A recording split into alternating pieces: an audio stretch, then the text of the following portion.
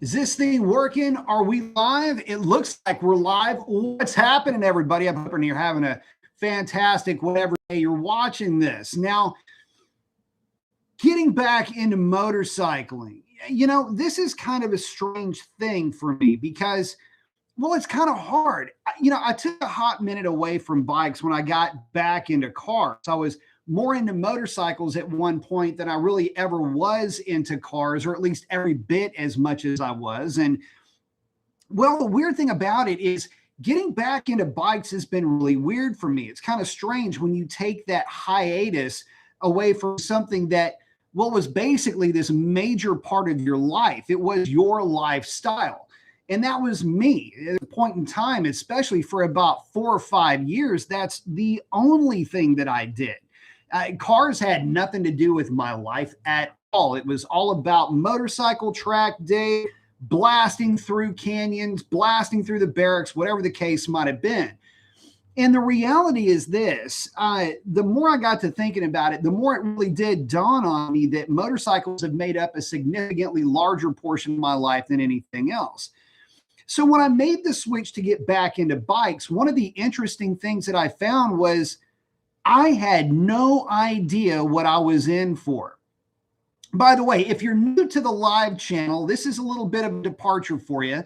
My channel, B Mason, aka The Tribe, we've got primarily a lot of car guys, but a lot of my car guys love motorcycling as well. I do a live show once or twice a week, goes for anywhere between 30 minutes and 2 hours, and basically serves as background noise generator, if you will. So really not much to see here. Most of the time, guys either have this on in the background while they're doing something else. But if you're looking at the screen waiting for something to change, the only thing you're going to catch is my ugly mug and whatever is going on in the background. So you'll hear me break away. Skids is in. My man is in. What's up? Got the cadence. Got the arm flex and the bald guy with the shades. I like it. So if you're new, thanks for stopping by. I'm going to start doing about a once a week live show. And that picture that is up as the avatar, that's my Z1, aka Kawasaki Z900. Anyway, you get the idea. Too many words. It's the Z1, the latest iteration of the Z1. But that's not the bike that got me back into motorcycling. The bike that got me back into motorcycling is my 98 Daytona 955. And the weird thing about that bike was that when I first got it, it was practically a basket case. And when I got it back up and running, what was really weird is that there was no seat rust. In fact, there was very little that separated any time since I had ridden a motorcycle previously to me riding that bike. And what was really cool is that it felt like I had just gone on maybe a long vacation. And then once I got on that bike and was able to start riding it regularly, I found that I just really fell back in love with the thing that I had fallen in love with when I was such a little kid. I mean, I was 5 years old and I had a PW50. So, but anyway, enough about that. Here's what I wanted to talk to you guys about tonight. Getting back into motorcycling, my background being primarily sport bikes. A little bit of cruiser stuff early on, but primarily sport bikes for my entire riding career. And as a now elder squid, because let's face it, most of the stuff I was doing was basically squidly activities, I'm really finding myself more into varying different types of motorcycles. But terms have become, well, there have been a little bit of fluidity with some terms that are out there. Terms like heavyweight, middleweight, beginner bikes, all of those terms are really starting to take on a little bit different tone. And one of the things that I've noticed is that middleweight class. The bikes that I used to like a lot back in the day, and this will date me quite a bit, but the Honda F4i, my GSXR 750, which was the track bike, nicknamed Kikoku. I miss that bike every day. It seems like more and more now that I'm really getting more and more back into riding. Not that I would want another one. In that Z1 actually, to me, feels a lot like that bike. But one of the things that I found is that there are so many varying different motorcycle categories now that I really never would have considered. Whether it's a power cruiser, whether it's a more standard motorcycle, which the Z1 kind of fits into that category. The Bonneville family, which it could be anything. It could be the actual Bonneville T120, T100 Scrambler, 900 Scrambler, 1200, the Speed Twins, the Thruxtons. You get the idea. The Bobbers, the Speedmaster. I think only Chevrolet has put the basic engine into more chassis than Triumph has. But anyway, it's pretty interesting just where motorcycles have gone to, especially again as a guy that's coming back into this. It's pretty cool. I'm really enjoying this new level of performance that motorcycles are able to provide. Let me give you a good example. So I've been working very closely with Triumph Houston. These are the folks that are taking care of me in terms of getting that 98 Daytona really back up and running. My buddy, my tech Pedro over there, that the guy is so attentive, and he's really been taking care of me on that bike. And so that's what really got me involved in that dealership, started looking around and thinking, man, I can really get into some of these bikes. And as I've been riding these motorcycles, I've been finding that I am turned on to motorcycles that I would have never given a second thought to. But also I'm turned on to bikes that are performing in a way that is so unimaginably different than what I would have expected. A good example is that sport touring class that to me looks like just another adventure bike. But motorcycles like the 850 Tiger and the 900 Tiger, which are way faster than I would have ever given them credit for, completely took me off guard. And interestingly enough, my experience with those bikes has led me to an all new appreciation for the guys that were telling me, listen, you got to take a look at these things. They're amazing. And I'm going, get out of here, man. What are you going to do with that? Well, pretty much anything that you want to do. They nowadays will achieve that triple digit speed so significantly quickly that you're actually wondering if the power that they're advertising is that far off. I still think the 850 is making a lot more power than it is, especially considering the fact that when you put it up against the 900 will beat it, but it does kind of walk away from it, but it doesn't walk away from it from the power number that it was given. Anyway, but you've got bikes like that. You've got bikes like any of the newer Bonnevilles, especially the 1200s. One of the things that really took me off guard was just how punchy, not the Thruxton, not the Speed Twin, but just how punchy the T120 was. The Bonneville is supposed to be the chillest, but also the gruntiest of the group.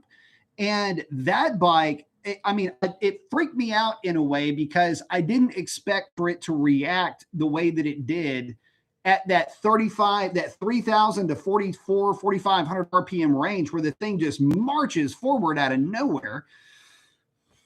Yeah, it was surprising to me. In fact, I liked it so much, I bought the thing. In fact, I've got parts and more parts stacked on top of parts and to tune soon to follow. So there's no shortcome, or there's no small amount of upgrades that you can do to these bikes, but that's just the tip of the iceberg.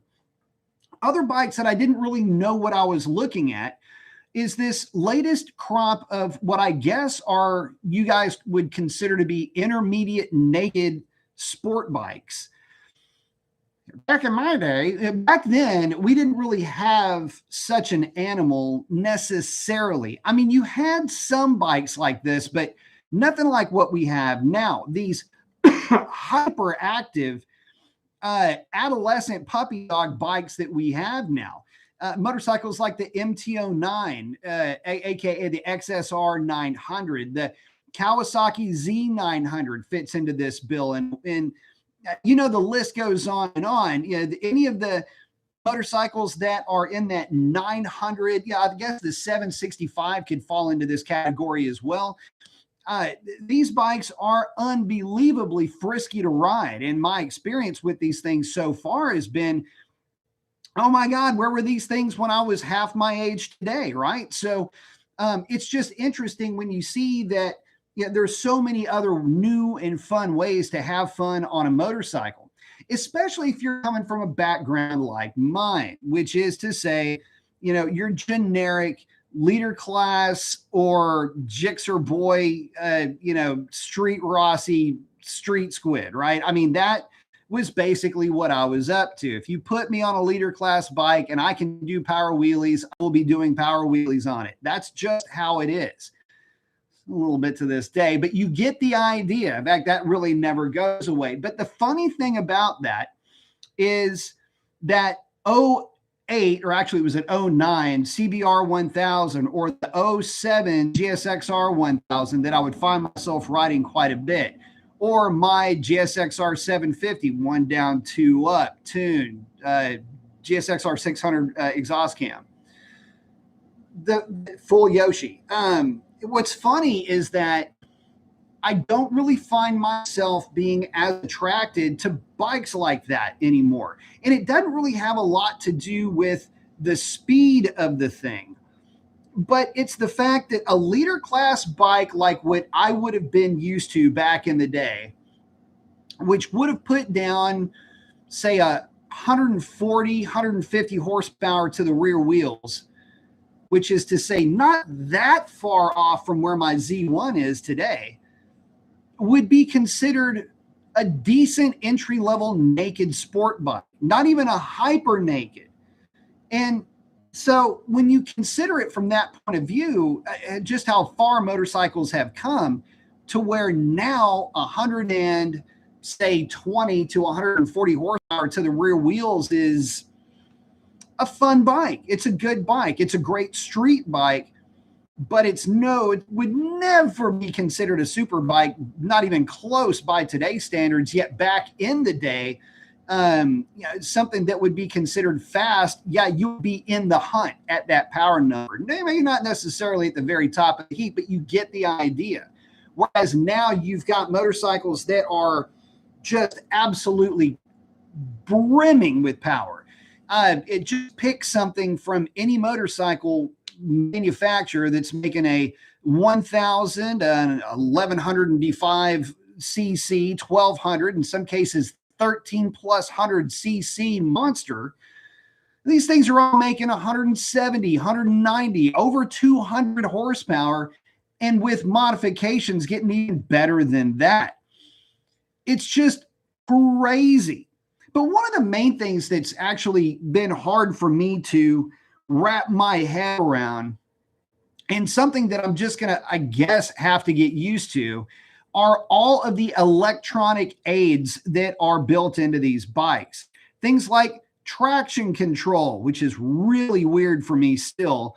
But traction control is the first one that comes to mind. But along with that, you have wheelie control, or at least the thing that doesn't let you wheelie for very long. Although you can get away with it if you're real aggressive with the Z1. It'll let me float the front tire basically as long as I want, but it's not that comfortable because it's a ignition interrupt. Anyway, makes it sound like you're on a two-step while you've got the front tire up in the air. Very weird. But one of the things that I'm finding is that it's almost like all of these newer crops and motorcycles are built around an electronic nanny. Motorcycles like, well, quite honestly, motorcycles like the Z900, or more to the point, the XSR 900 slash MT09, any of these newer bikes that are that hyper and that brisky, it's almost like you have to have these nannies.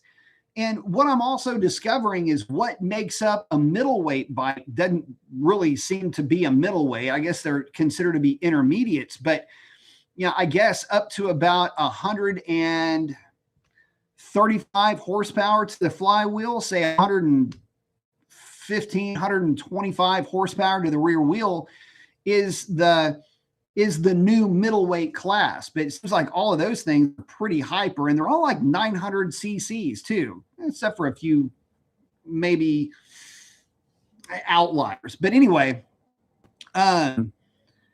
it's it's just kind of weird. So, and the reason why I'm bringing that up is that I just came off of spending quite a bit of time with my Daytona, and my Daytona is a 98 Triumph T595, which is actually a 955cc triple. And it's interesting because the 955 Daytona has, as close as it doesn't make a difference, the same displacement as the 4-cylinder Kawasaki that I have. They both make roughly the same horsepower, or at least they should. The Daytona making a little bit more, probably about 8 or 9 horsepower more, which isn't really a little bit, but it is a little bit more. The Daytona is a little bit heavier, but I will tell you guys this, that bike just feels faster. Well, it did until I re-geared the Kawasaki. When I re-geared the Kawasaki and put the 16.2 sprocket up front, that's when that bike actually started to make sense to me. And now I can really use the torque that that bike is making. So it's been a really good modification. But the thing is that it took that modification to make that motorcycle familiar to me, where it was built around gearing that was far too aggressive and nannies that were extremely intrusive, and truth be told, they needed to be, because it seemed like that bike with the tune and the throttle and the exhaust and everything else just wanted to ride up. I mean, it wasn't like it was an easy bike to wheelie. It's just that it wheelied on its own. And I mean, I've had bikes that were, you know, that GSX-R 1000, you get it on the highway, third gear and just roll into the throttle nice and hard, and it would just pick the front end up and carry it. These bikes don't do that. It's like they try to do that and they're far too violent. Now with that bike, you know, I can roll into the throttle, it'll pick the front end up, it'll set it right back down, start going through the gears. But that's really not the mission statement of that bike. And now that I've done everything to that bike, I've got a different mindset with it. I don't think I'm going to be railing on it like it's a sport bike anymore. I'm just going to be playing with it like it's just a, you know, fun companion to have around. But you know, you got to run them pretty hard to figure out what their limits are. And I've pretty much figured out that, you know, that bike with the suspension settings that are on it now, about as good as it's going to get with the stock suspension. So I'm going to go ahead and leave it alone. But I guess the point that I'm making is it's just so strange. And I'm sharing all of this stuff with you guys because, you know, I'm kind of new. Get this thing plugged in here. I'm kind of new to this in a way, but I'm not new to motorcycles. And that's the weird thing about it is coming into this with a whole lot of experience, but it's like I was sent into the future with all of this rider aids and all the rest of the crazy stuff. But let me check in with you guys real quick. Noab is in. What up, man? DM is in. What's up, DM? Saying new bikes have more power, but you need electric aids. Yeah. Now everyone can feel like Valentino Rossi. I miss the mechanical connection. Yeah. And that's kind of what I was getting at. So the mechanical connection for me, gearing of the bike, I'm used to a motorcycle that's got a significantly long first gear, second, third, fourth, fifth, and sixth are all fairly close ratio. That, you know, that tiered racking of the gear ratios to where it gets closer and closer as you get faster and faster. I like that kind of stuff, and it just feels proper to have a gearing split or a gearing spread like that. It just feels really weird with these bikes when they're just so snappy.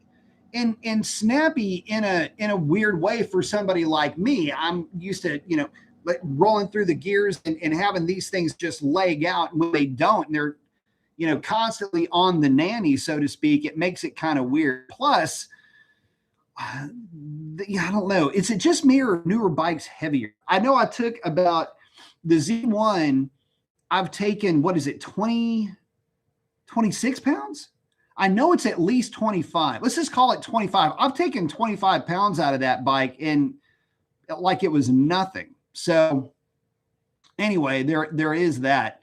And now that bike is properly, and here's the funny thing about that bike. It looks the way that it does, right? But that bike will absolutely, it it will out handle me, and I'm a little bit aggressive, right? But even when I've got that thing cranked over, it never feels weird. You'll get a little bit of a shimmy here and there, but it's never anything that I haven't dealt with or haven't felt before. A lot of that is, it can be some of the road itself, but I mean, the way I've got it set up now, it settles down in the corners really well. It just kind of does everything kind of good, and that's kind of a hard thing to say. Because a lot of times what you'll run into is, just some of the, just, I don't know, the older bikes just seem more planted, I guess. But they're also like, I guess part of that might be ABS. I know a lot of these new bikes have got ABS on them, and that's weird. It adds complexity, number one. Number two, it adds weight because you've got the ABS pump and all the rest of the crap that comes with it. But the weird thing about it is when it kicks in, it feels very, what's the right word to use? I don't know. It feels like something's wrong with the bike, especially if I'm really hard on brakes and I'm just playing around with the thing. Trail braking it, coming into something is not really that big of a deal because there's not a lot of interference. But if I'm just out playing around with the bike and I get into the brakes really hard and it does go into the ABS thing, like if I'm trying to do little stoppies or whatever, I've got to remember, oh yeah, I've got to turn that off. And I still don't think I can kill ABS all the way in that Z1. But it will turn off wheelie control. That's for darn sure.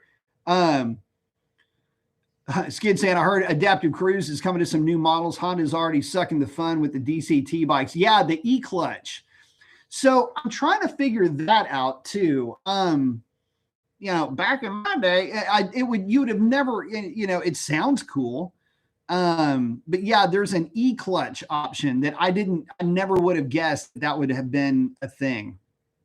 So say I'm dissing Honda, but I am interested in their middleweight adventure bike, the Transalpine. Yeah, it looks amazing. Really want to go demo one. Haven't seen it, but I have been a little bit preoccupied with the Triumph stuff lately. DM saying Factory Pro Tuning has a detent star shift kit with a heavier spring for your Cowie. Oh, good. It makes a big difference with shifting and false neutrals. It's one of my go-to mods. I need to check that out. That is a complaint that I do have with my bike, is that my Daytona, the Daytona, the T-Bird, the T120, and hell, the Rebel all have got a fairly long friction zone. One of the things that I have to do with the Cowie is after I ride anything else, I have to ride the Kawasaki. It's like a palate cleanser because the Kawasaki has got this itty bitty, it's got a really short friction zone compared to every other bike that I ride. And guys, I ride everything that I can get my hands on, and nothing has been as short of a friction zone as that. And the clutch is extremely light on that. So I thank you for that, DM. I appreciate that. I need to see the Factory Pro Tuning. I need to check them out, because if there's any way to have a just more clutch feel out of that bike, that'd be great. And if you're not familiar with what I'm talking about, a lot of these newer bikes have got clutch pulls that are measured in ounces. I think to give you guys an idea, I think when I measured the Daytona, it's got a 5-pound clutch, and it's got a good grip to it. Like you let it out, and I mean, you know that you're riding a motorcycle when you're on this thing. You don't notice it. It's got this real long, nice progression that you don't get with, at least, especially with the Cowie.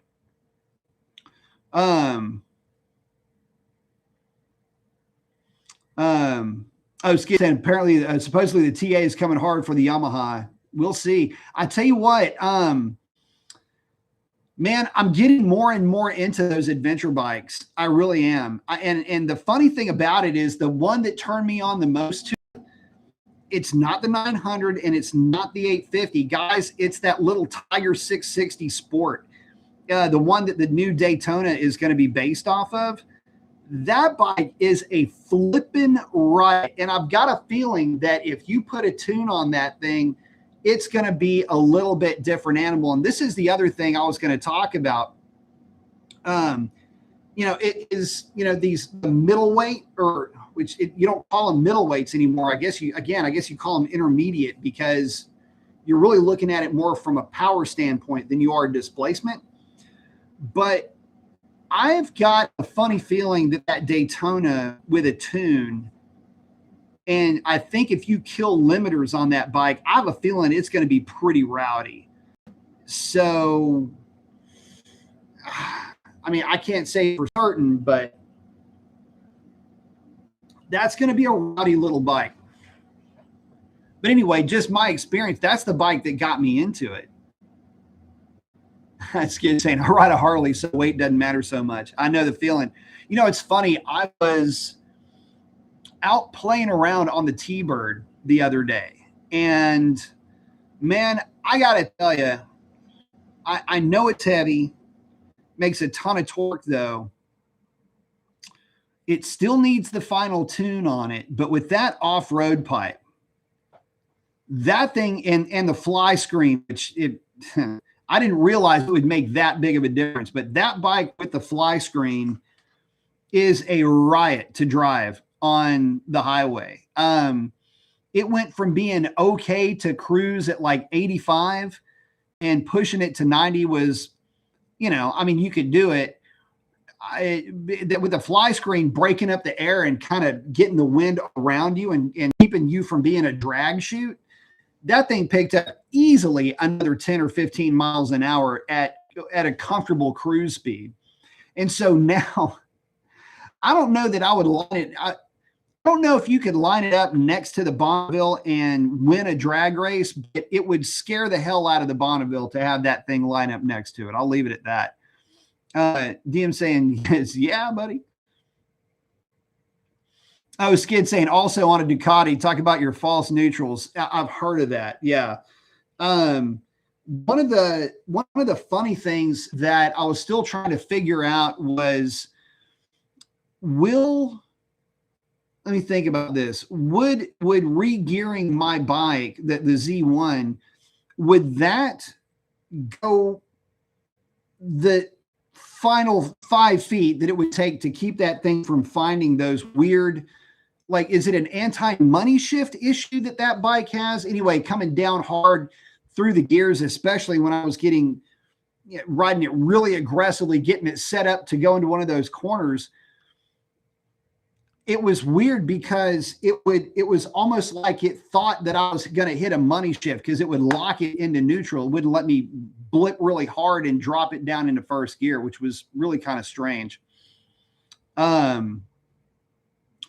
Skid saying, I hear you. I put the Road Warrior fairing on the Street Bob, and it made a huge difference. So comfortable at highway speeds now. Yeah, for sure. That's the big deal for me, is that I was able to, and the fly screen is a nothing thing. It's what it is. It's like that big, but I had to put one on the Bonneville, because you're trying to ride that thing at, 85, 95 miles an hour. And you're just getting your head it was like I was getting a neck workout. I was running into a headwind also. But that bike's a lot more comfortable to ride. And also now, with it getting the tune and the X pipe and the tail tidy, all that kind of stuff, the new tires, a full 2-year service on that bike, I'm really looking forward to spending a lot more time with that bike. And that's something else I wanted to talk to you guys about too.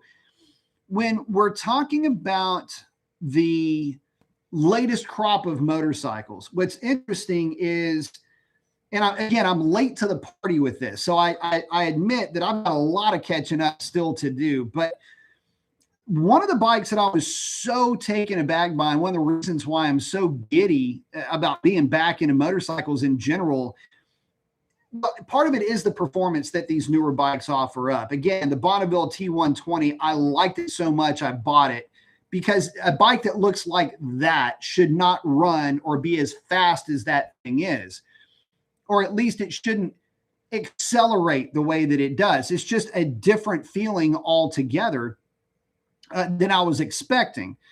But the latest crop of these modern classics, these neo retro, whatever you want to call them, what's so cool about these bikes that I'm finding, again, this wouldn't have been a thing, at least not really for me back then. But the neat thing about them is just how capable these things are.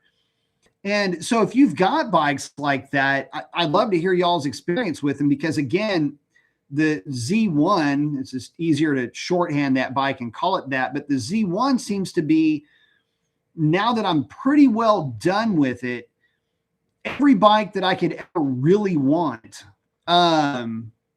Is this thing, Skids just puts this, you're on a 30-second commercial. Man, hold up. Let me know when it kicks back over. I got to turn that off.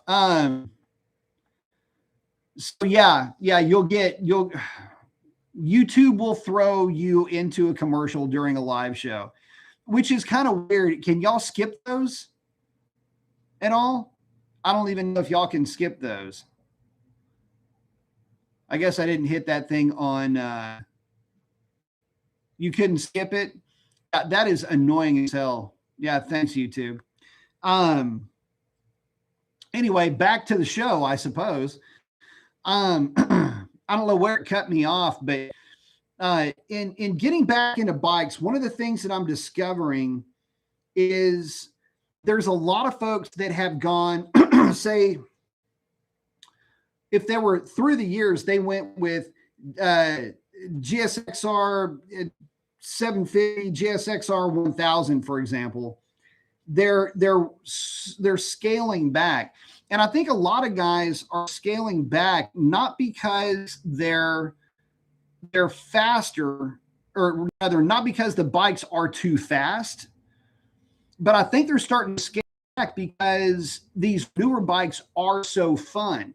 And that's one of the things that I've really had a lot of fun with, is that there's a lot of fun now in these bikes that really you wouldn't have seen necessarily.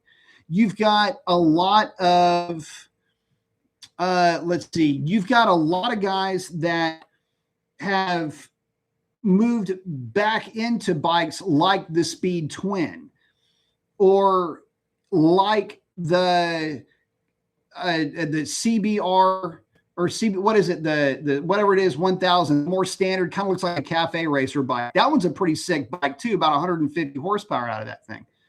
So that's pretty sweet. But yeah, it's kind of funny that you've got guys that are kind of creeping back down into that range. But you know what's still funny is that guys will still look at those bikes and they'll start to compare stats. And just like any other motorcyclist, you start looking more at statistics and how much power does it make and how much power can I get with the tune and pipe and all this other stuff. I get that. I'm just as bad. I mean, I'm over here, throwing exhaust and tunes and, airbox mods and all this other stuff at what is in essence a really pretty standard, which is supposed to be just a nice standard, motorcycle in the Z1, which is now actually pretty impressively quick. But with all that being said, it's just so cool to see some of the bikes that when I was a kid, I remember seeing, and you would look at them and be going, oh man, that's really a cool bike. I really like that. That's really neat. But the funny thing about it is that, by the standard of my time, that bike would have been rickety. It would have been slow. You wouldn't really have given it a second thought. And now those bikes are so capable, at least from a power production standpoint. So there is always that. Let me check in with you guys. Yeah, it's on that commercial. Yeah, that is kind of crazy. Commercials pay bills though, but I didn't know it was going to throw one in there like that. Thank you. DM said I pay for the monthly YouTube subscription. Yeah, that's something I don't. I don't I'm surprised I should, I guess, right?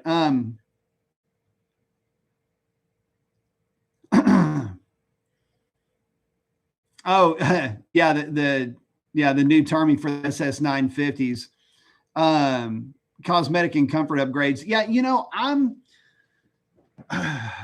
I've been wondering what I'm going to get next, and that's the thing. I've gone on a bit of a supermarket sweep type of a situation with me and motorcycles lately, and I don't know if there's something else that's out there that I'm altogether falling in love with. Um, there's some things that are maybe out there that I would love to get my hands on long term, but I don't know if there's anything that I would want to, if I would want to actually shell out the cash for. Um, there's a couple of bikes out there that I would love to get back into doing track days. And there's a part of me that would love like crazy to get a Moto 2 765 and just use that as a track day contraption, really. But what's weird is that I'm not finding myself, and I guess it took forever for me to get to this point. I'm not finding myself attracted to the hyper nakeds or the hyper sport bikes. And I guess it feels good to admit that. Bikes like the latest GSXR 1000, CBR 1000, pick something, anything. I'm not really finding myself all that attracted to those bikes. And I think that the main reason for that is that you just don't seem to get that same level of fun out of those bikes that maybe you did back in the day. It's something that I had really started to miss was, getting out and just goofing off and having fun with a bike. But the more I started to think about it, the more it really did start to make sense. It was a lot like the Hellcat in a way, where I couldn't, what's the right word for it? I couldn't ever enjoy that car anymore. It's kind of funny too. So the night, and I haven't posted the video up yet. I need to get it up. The draggy videos of me running the truck.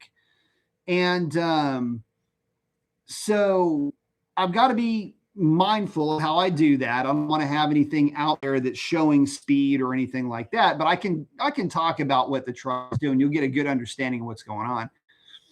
And by the way, it did click off at 1361, and that was at full weight, by the way.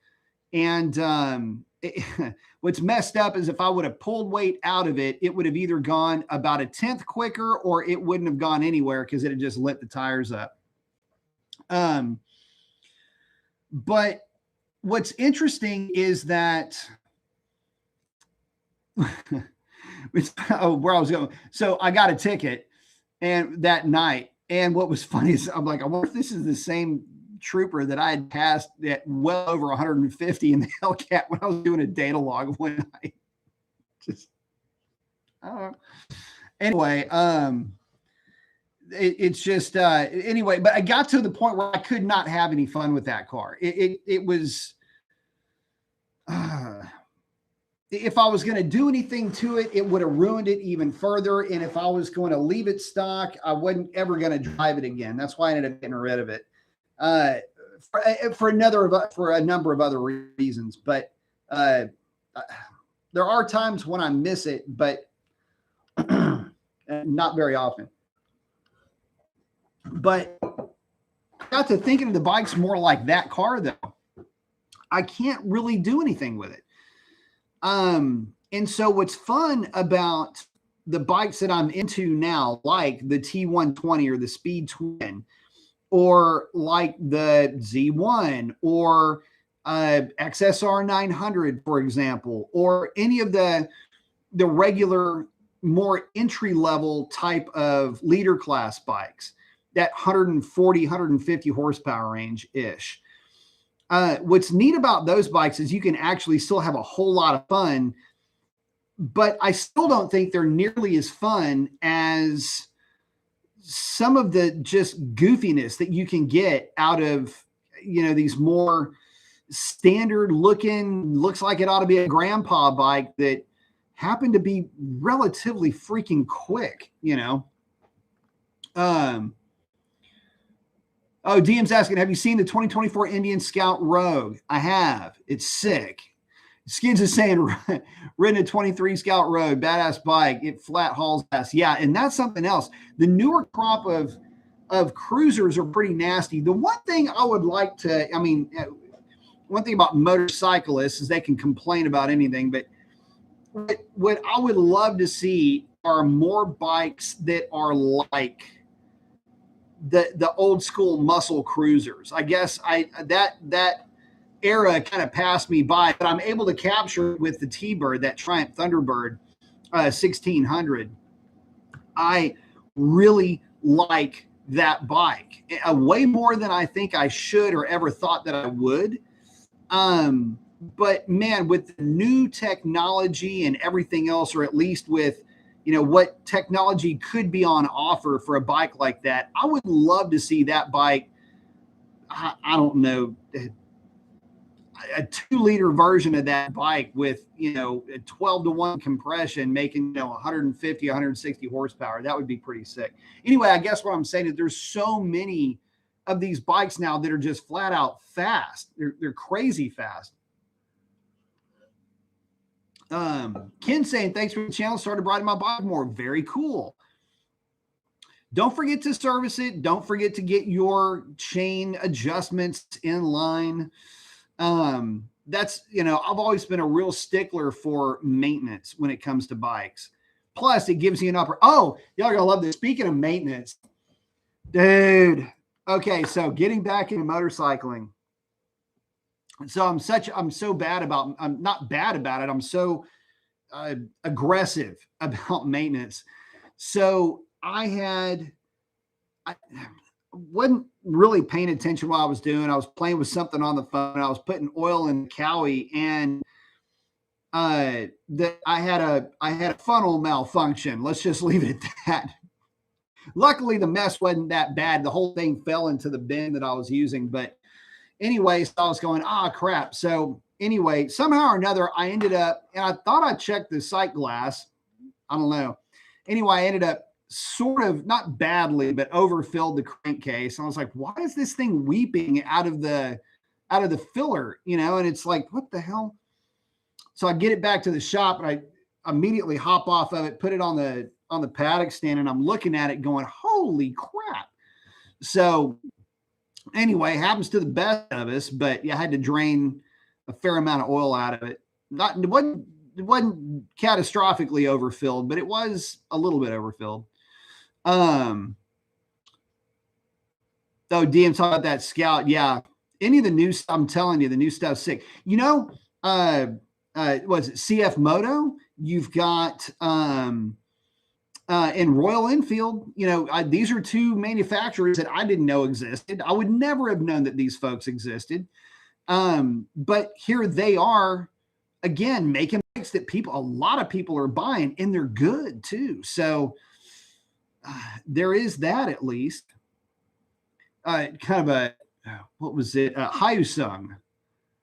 Right after I moved back to Texas, somebody had drugged me over to a Hyosung dealer. Anyway, they had some kind of a sporty thing, and anyway, they're asking me if I would, I don't know, do some kind of track event with them, and I didn't do it. But let's see. Skid saying us elder squid sound like we're in an AA. I know it, right? Hi everyone, I'm Ryan. I'm an elder squid. By the way, I am getting elder squid shirts made.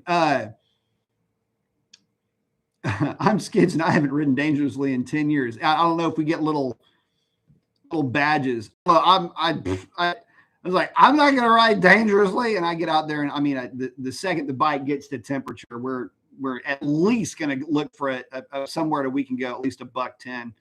Is that safe? You know what's the funny thing? So, okay, so elder squid stuff. So my thing is this: it's like what I would consider to be normal is what a lot of people would consider to be stupid, and so I have to reel myself in a lot. And although I am responsible with how I do my stupidity, I am active in my own stupidity, and I love it. I have a different mentality when it comes to bikes, and I'm not advocating this at all. Do not be like me, but I absolutely love ripping it on a bike. And just I I like having an intermediate bike too. This is another reason why I'm such a big fan of these modern intermediate bikes and not a fan of the leader class bikes. You can say that, well, all that performance is all dictated by where your wrist is at. Okay. Well, let me tell you, the way I look at motorcycles is I paid for 100% of that throttle. I'm going to use 100% of that throttle. I'm not like that in a car either. That's the funny thing. That's not really where I'm at in a car, but on a bike, it just seems to be a little bit different. So, although that may be true and that could be the case, and for the vast majority of riders, I can see that would be a responsible way to look at the situation. Myself, on the other hand, looks at that as it's an invitation to do what I do best, which is sometimes doing incredibly stupid things at very high velocities, or at least it used to be. Because now I'm finding myself having so much more fun with these intermediate bikes and getting that Z1 just set up just so and just right. And again, I think I've pretty well gotten it sorted out. I can have it under extremely hard acceleration. I only get a slight shimmy out of it. It's not anything weird. It doesn't act like a sport bike under very hard acceleration where you can get a really hard head shake or anything like that. I'll get a little bit, but it's only because as you're ripping through the gears, you've got a slight misalignment that's going on, only because that bike will float the front tire a lot more now that it's geared like a proper bike. When it was more aggressively geared, I would argue that it might have been a little bit safer.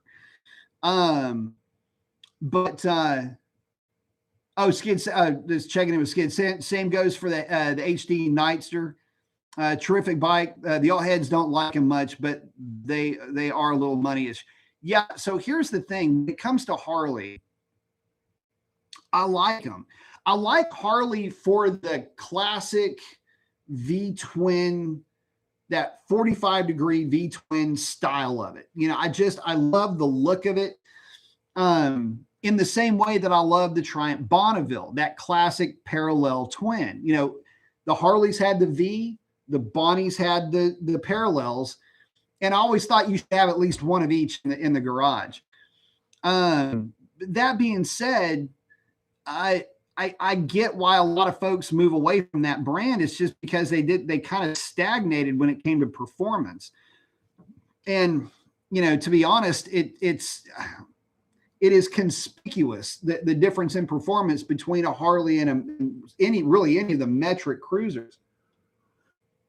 But with Harley going more in that direction, for a lot of younger riders, now it really starts to make sense. It's not their granddad's or their old uncle's motorcycle. It's something that they can gravitate to and have on their own, which is good. I know a lot of those gatekeeper types are starting to fall away. So I think for the brand, that might be a good thing. Skid's hanging out with Ken. Let's see. Termy Coyote saying, speaking of maintenance, can you do a brake fluid change? You can do a brake fluid change on anything. So I guess the answer is yes. One can do that, should one need to.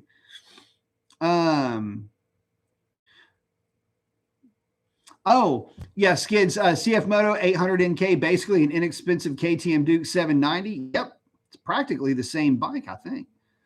I'm saying you get a lot of motorcycle for the money. I couldn't afford a car that nice. Yeah, for the price. Yeah, and that's the thing. I mean, I will say this. One thing I've noticed about motorcycles is that, boy, howdy, have they gotten more expensive. But damn, do you get a lot for your money nowadays?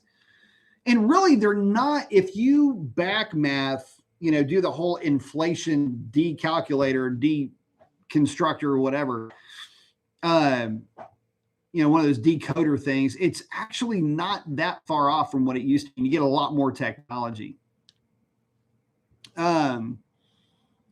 Saying I feel a lot more comfortable doing my brake bleed on the Harley than on the Duck. The front dual disc admittedly has me a little intimidated to attempt it. That wouldn't be too bad.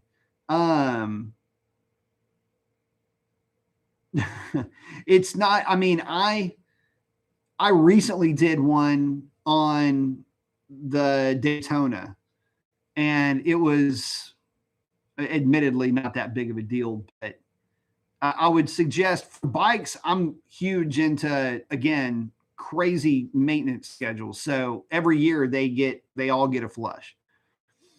BM saying, Church, be my sensation with speed is skewed for sure, man. The weird thing about it, so here's the funny thing. The now accelerates to 135 indicated harder than it did when it had the more aggressive gearing. And it rips up there. It's nice and stable, doesn't do any weird thing at all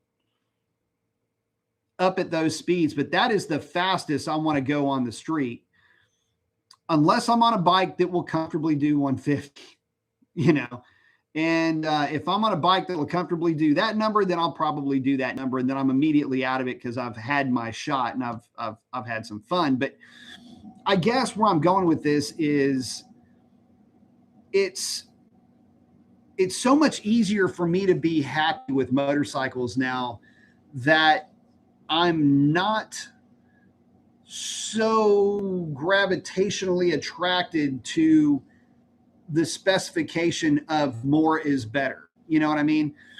So you could say that kind of comes with age, but I don't necessarily agree with that, because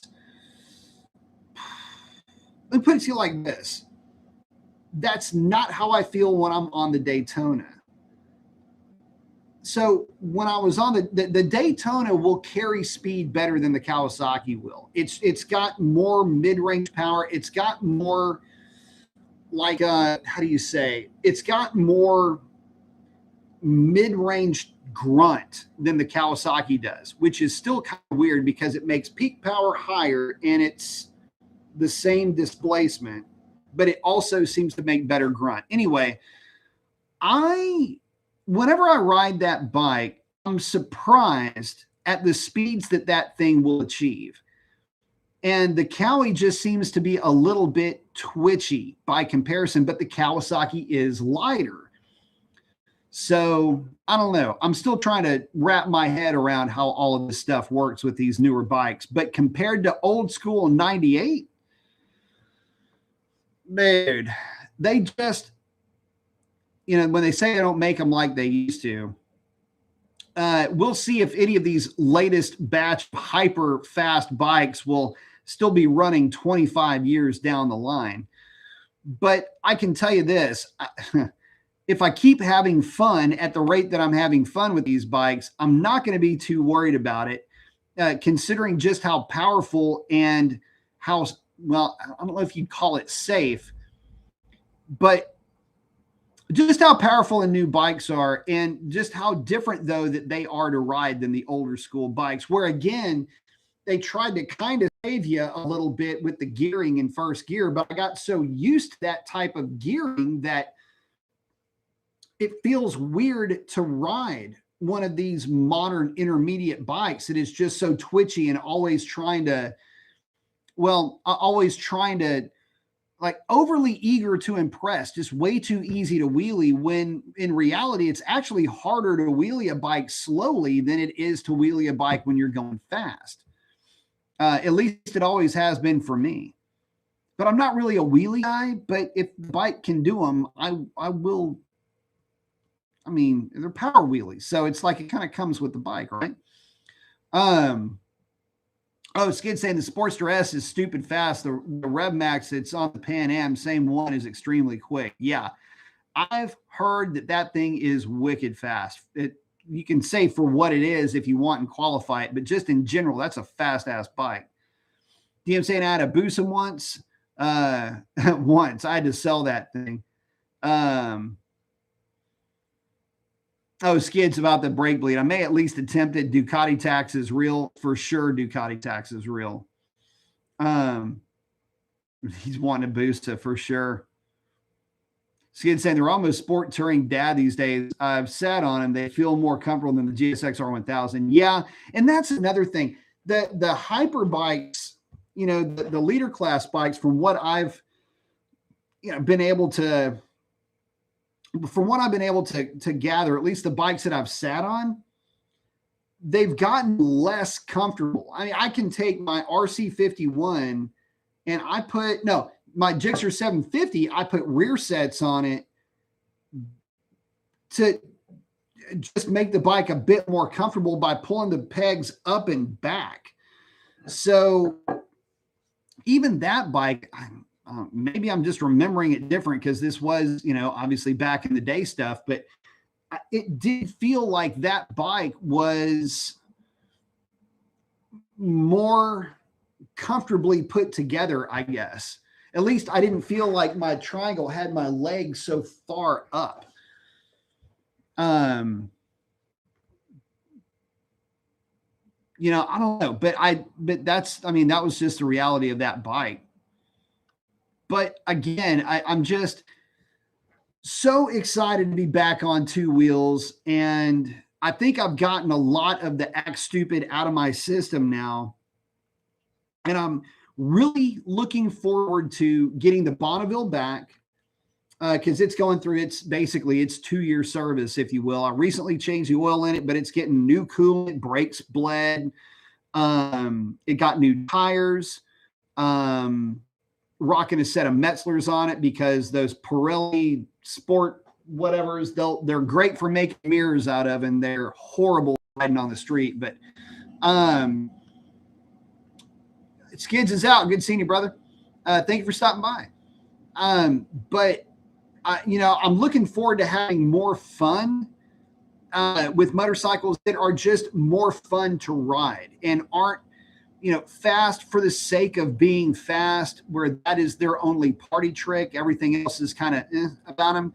I'm looking more forward to having a lot of fun with these bikes and bringing you guys along for the ride. So with that, we're coming up on an hour, guys. I want to thank each and every one of y'all for hanging out. Would not do this without you. Love each and every one of y'all. Get out there and do something cool for somebody. Chances are they need it way more than you know they do. And that is a wrap. We'll catch you on the next one. Adios.